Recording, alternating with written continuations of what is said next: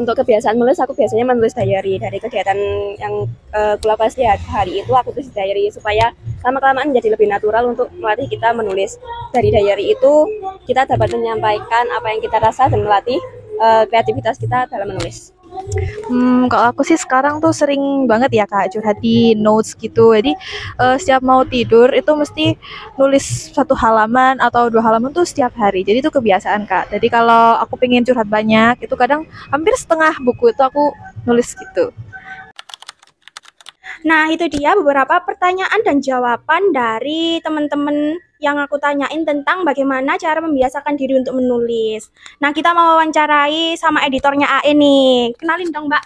Oke, kenalin, saya Vida. Biasanya kalau nama pena saya ya Kak, itu I am Vida, itu sebenarnya singkatan dari nama panjang saya gitu. Saya baru nulis 6 buku, jadi belum banyak. Buku saya belum banyak, masih 6, tapi insya Allah kalau dasar-dasar menulis saya paham lah gitu. Ya, itu namanya Kak Vida. Nah, kan ini beberapa teman-teman tadi udah ditanyain bagaimana caranya membiasakan menulis. Menurut Kak Vida bagaimana? Membiasakan menulis ya. Membiasakan menulis ya harus sering-sering menulis ya Kak. Tadi sempat lihat ya, saya lihat benar sih jawaban dari 2 itu teman-teman kita tadi ya. Mungkin dengan nulis diary, benar banget. Itu yang paling mudah untuk diikuti. Jadi kita harus menulis setiap hari itu dengan cara menuliskan apa yang terjadi hari ini, mereview apa yang terjadi hari ini Kak.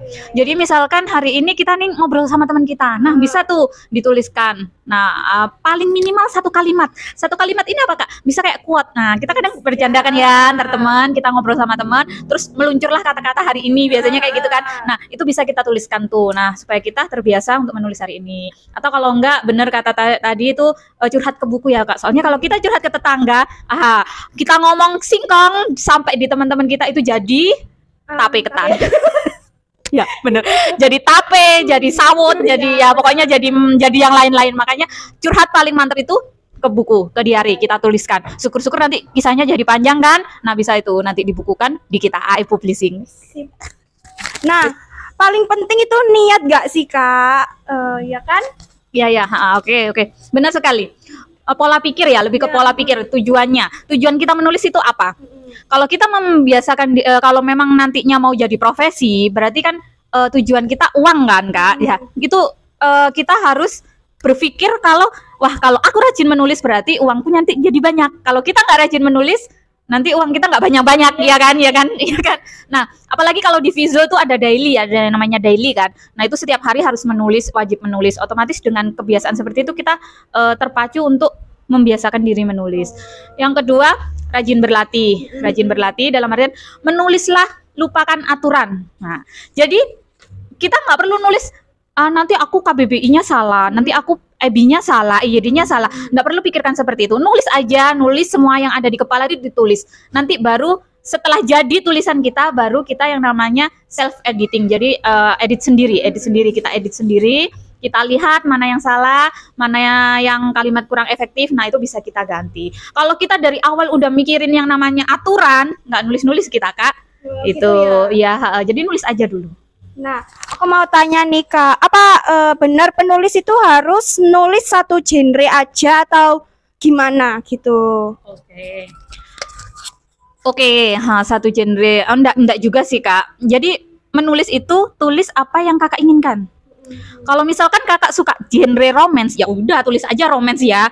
Kalau Kakak suka romance tapi nulis horor, yang ada nggak bisa tidur Kak, ya kan? Kita kebayang-bayang sama tulisan kita sendiri, kita mikir nanti malah hantunya jadi menghantui saya sendiri Kak, kayak gitu kan? Nah itu jadi nulis genrenya itu sesuai dengan keinginan Kakak sendiri. Saya sarankan seperti itu sih, jangan dipaksa untuk menulis sesuatu yang nggak ingin kita baca, lebih tepatnya gitu. Malah jadi branding diri sendiri gak sih Kak kalau nulis 1 genre itu? Iya betul. Nah, Kak Vida tadi bilang ya kalau nulis tuh bisa dapetin uang. Lah itu gimana sih caranya? Coba jelasin ke teman-teman biar semangat nulisnya, atau yang mau jadi profesi penulis bisa. Oke. Jadi nulis ya Kak, nggak semua tulisan itu disukai sama pembaca. Jadi nggak semua tulisan kita bakal disukai pembaca. Jadi nulislah sesuatu yang diminati banyak orang. Jadi untuk saat ini tuh yang diminati orang-orang tuh apa? Genre apa? Kayak gitu kan. Misalkan romance ya. iya bener, romance, drama rumah tangga. Nah, ya, itu. tuh kita lihat target pasar kita. Kalau misalkan target pasar kita 21 ke atas berarti kan pasti drama rumah tangga kan, Kak. Nah, kalau target kita di bawah 21 otomatis kan ala-ala drakor kayak gitu kan romance-nya. Jadi kayak jadi kayak gitu. Jadi lihat pasarnya kakak, teman-teman kakak ini sukanya apa? Nulislah yang disukai sama mereka. Kalau mereka suka, pasti beli novel kakak. Kayak gitu. Nah, itu dia beberapa penjelasan dari Kak Vida tentang cara membiasakan diri untuk menulis. Nah, kita tanya kesimpulannya tuh gimana, biar kalian paham semua. Gimana Kak Vida untuk kesimpulannya dari beberapa penjelasan tadi? Oke, jadi kesimpulannya satu tadi pola pikir ya Kak. Jadi tentukan tujuan kalian menulis itu apa, untuk terapi, untuk mencari uang, atau untuk apa, tentukan dulu. Nanti kalau udah jelas tujuan kalian, baru menulis itu bisa lancar. Yang kedua, rajin berlatih. Jadi kayak menulis, lupakan aturan, tetap menulis apapun yang ada di kepala kalian, daripada nanti hilang kan. Nah yang ketiga tadi otomatis menulis yang banyak peminatnya. Itu kalau tujuan kalian adalah mendapatkan uang. Itu aja sih kesimpulan dari saya Kak.